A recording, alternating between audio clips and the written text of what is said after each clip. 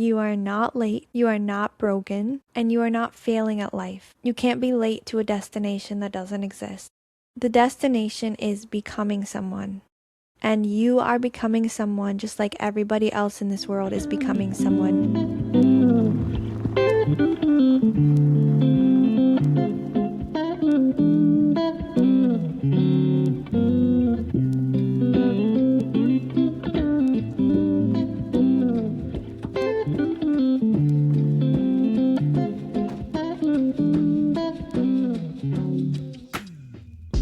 Hey everyone, welcome back to the Matcha Club. This is a space for healing and a space to learn to stay soft in a world that often teaches us to harden to survive. I'm Taryn, and each week we'll be just talking about life, exploring things like healing, emotional resilience, growth, self-awareness, mindfulness, and mostly this quiet process of becoming who we truly are beneath all the fear, pressure, and comparison. I'm really glad you're here. Let's get into this week. Lately, I've been thinking a lot about how easy it is to feel like we're behind in life, especially in a world where we're constantly consuming other people's timelines through social media and just online in general. And there are three key things that I want to talk about. If you feel this, you're definitely not alone. Almost every young person or person at some point has felt like they're behind. The second key point is that social media really magnifies this feeling. It's already hard enough with our family and friends and people around us to not compare, but when you're consuming it every single day on social media, seeing the world around you and their timelines and what they're doing and what they've achieved, it's really difficult not to compare. And then the third thing is that feeling behind and actually being behind are two different things.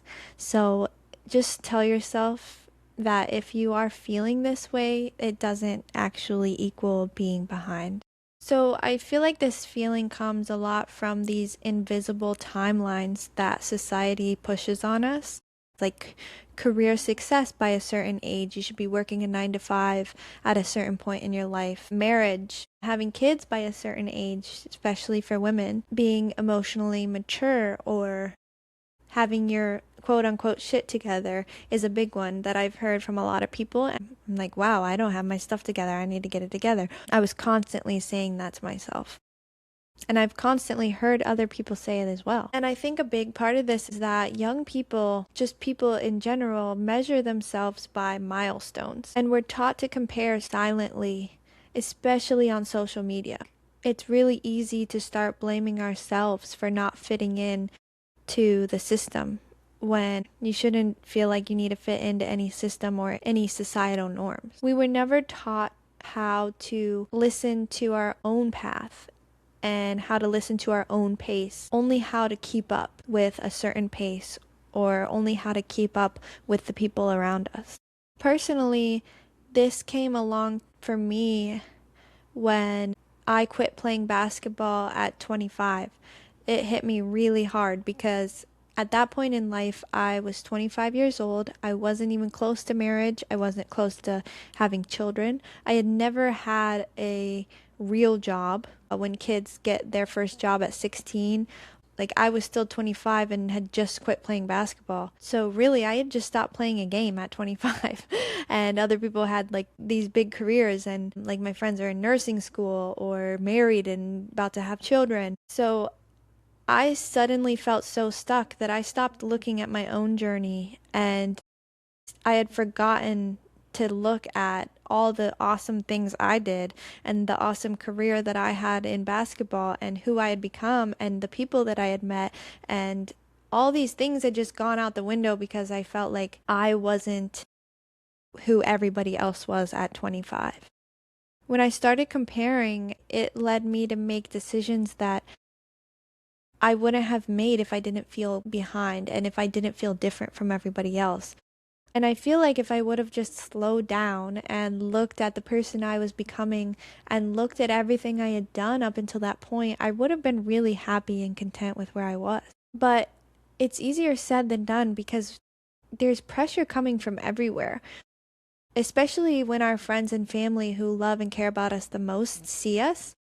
Often growth looks like nothing is happening from the outside, and all they know is their perspective. And when we're not at our end goal, or we're not who we want to be at a certain point, or don't have the career, or aren't married, or don't have children yet, they just see that we're not at our end goal, and they think that means, they equate that with us not being happy or not being where we're supposed to be. We're all living our own versions of life and seeing the world through a different lens and seeing it in different colors. So sometimes when you're just living your everyday life and you think it's a rainbow of colors and somebody else sees it from the outside, it can look dull and boring to them, and it can look like you're not doing what you're supposed to be doing to become happy. But we have our own likes and dislikes and our own emotions and our own soul.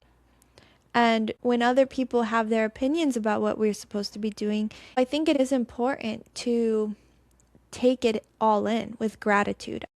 Because I don't think there's ever bad input. I think that where we go wrong is thinking that we have to apply all of the input. But it's not always meant to be applied to your life. Take it with gratitude because you know that it's their way of loving you. And then decide if that advice is going to take you closer to the path that you want to be on. This advice going to get me closer to the life that I want to live?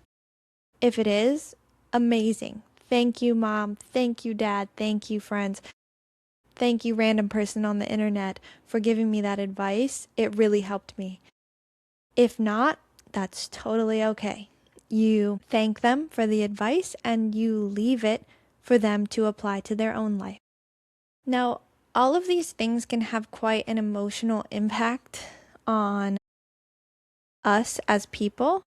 And when it has such an emotional impact, it can lead us to making certain decisions that maybe we wouldn't make if we weren't feeling those pressures. For example, I was trying to do things that maybe I was already good at instead of the thing that I really wanted to start doing because I felt like it was too late to start a new hobby or to start a new career. And I really wanted to check society's box. Like I really wanted to be a person successful in their career at 25. And I already was. I had already had a successful career. It was just over, so I needed to start a new one, and that felt very scary. Another thing that happens a lot is that we ignore our intuition because we're thinking about what everybody else is telling us from the outside. It's really easy to ignore what's going on in our heart and what we know in our soul. This can be really detrimental to our well-being because it can lead us to ignoring what we already know, and then we can lose trust in ourselves because we know something completely different in our heart and our spirit. The beauty of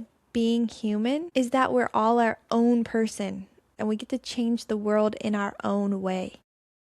So if we listen to everybody telling us who we should be, this really delays our evolution of our soul because it's our intuition that guides us to live the life that we need to live and to be who we're meant to be.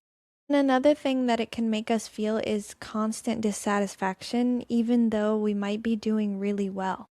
We might actually be doing our soul a lot of good by doing things that we love to do every day. Because our hearts can feel that separation between who we are versus who we want to be. So it's really easy to do everything on time and still feel empty because we weren't aligned. So how can we stop feeling this way?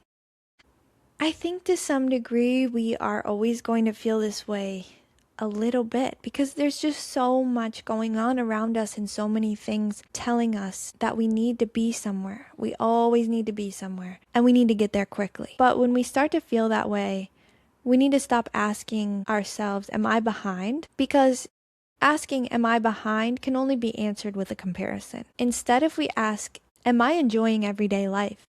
Am I happy with what I do every day?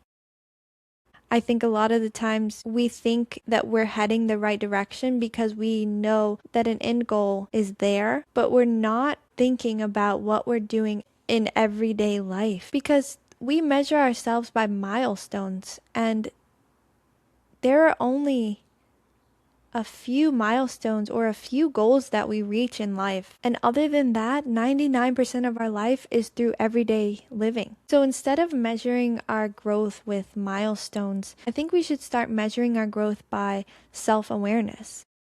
Am I aware of who and where I want to be? If you aren't aware of who you want to be and where you want to be in everyday life, then that's the first thing you need to figure out. I mean, it's good to have goals. Always ask yourself, what are your goals? But follow it up with, what can I do every day to get me closer to my goal that I'm also happy doing? Then we need to ask ourselves about our alignment. Do I feel aligned with my soul's purpose? In other words, who and where I want to be. So are my actions every day aligned with the person that I want to be? And then another good measurement is emotional resilience. So once you know the path that you want to be on and you know that you're aligned with it, are you able to take in all the thoughts and opinions of the outside world and still stay aligned and on your own path? It's really hard to hear all of the buzz around you and all of the buzz and the pressure internally and stay on the path that makes you the most happy. And a good way to do this is limit the comparison input. So limit your time on social media. If you find yourself on social media comparing your life to those around you or to those on the internet, try to take some time off of it, because that can really be detrimental to where you want to go. And really just ask yourself, who am I becoming? Not what am I achieving? Those are two very different questions, and I do feel like life is more fulfilling when I know that I'm happy with who I'm becoming instead of, am I happy with what I'm achieving? So if you're like me and you've been feeling behind lately, or that's been a thought on your mind, I really want you to hear that you are not late, you are not broken, and you are not failing at life. You can't be late to a destination that doesn't exist. The destination is becoming someone. And you are becoming someone just like everybody else in this world is becoming someone. And you have the right to pick that someone. You get the right to become who you are. And that's the beautiful thing about being human. So don't let anybody take that away from you, and don't take it away from yourself. Becoming someone takes time. It takes being confused. It takes a lot of redirection. It takes stillness sometimes, and that stillness can feel confusing because it feels like you're going nowhere. And it takes seasons where it feels like nothing is happening externally, but only you know what's happening internally. And you know that growth is still happening in those areas too. It still happens in those seasons. That's often where your evolution happens the most, is when you feel the most still and you feel those seasons of like, what the heck am I doing? So if nobody has told you lately, you're allowed to be where you are right now, and your life does not need to look like anyone else's to be meaningful, and it doesn't need to look like what you think it needs to look like to be meaningful. Only you can make that decision. So if this episode resonated with you, please know you're not alone. And if you think you know somebody who could hear this message right now, share it. And thank you so much for being here and sticking around with me. And until next week, keep honoring your existence by choosing the life that feels the most real and true to you. Sending you love. Thanks for joining the Matcha Club. See you next week.